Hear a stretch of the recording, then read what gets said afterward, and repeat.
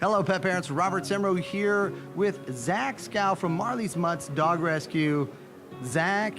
Yes, sir. I am so impressed with all the things you are doing.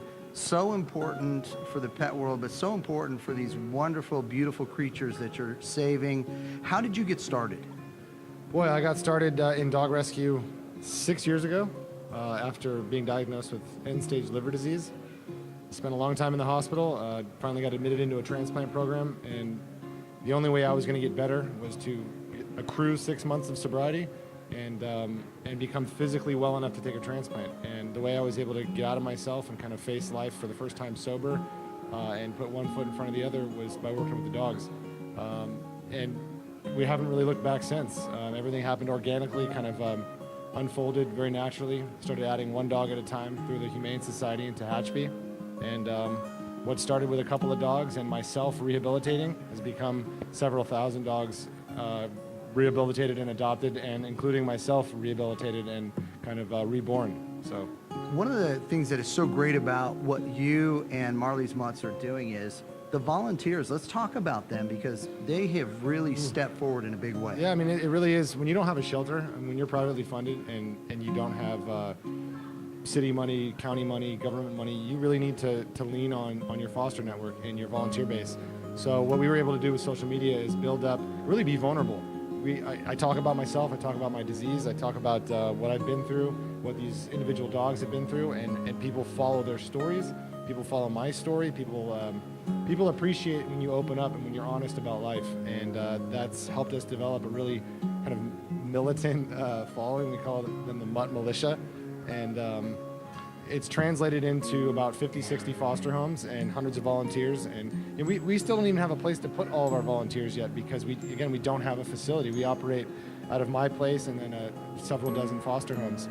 But what it's really done for us is opened up doors everywhere. We have dozens of nonprofit organizations that we work with where we put our dogs to work in a therapy capacity and a service capacity. Really the idea is rescue dogs helping rescue people. That's what it's a great mission. You're accomplishing it in such a great way.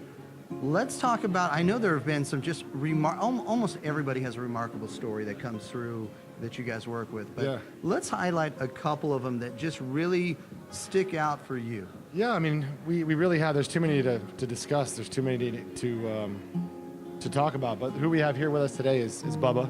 And Bubba came from the Sacramento District's Attorney's Office through the Cesar Millan Foundation. His owner, his dad, was just put in jail for 15 years for animal abuse as well as some human charges. It's very difficult to prosecute animal abuse cases, but this motivated district attorney went to work and brought to bear all of the resources that she has and got this guy put away for a long time. Bubba was nearly killed. He's blind in one eye, many cranial fractures, and he's a pit bull also. So they wanted to bring him to a place where he could rehabilitate and kind of find his forever and be taken care of. So they called on us, and he's here with us, and he's just perfect, man. His demeanor, his attitude towards everything, his ability to receive and reciprocate love is unbelievable considering what he's been through.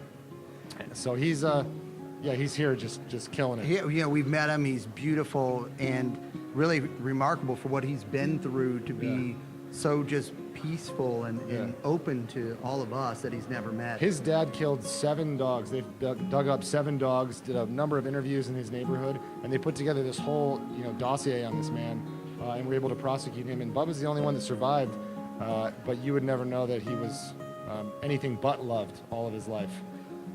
Real quickly, what has doing all this taught you? Oh man, as a man in recovery, I have always felt it difficult to be present in the moment, to take it easy on myself, to love myself. When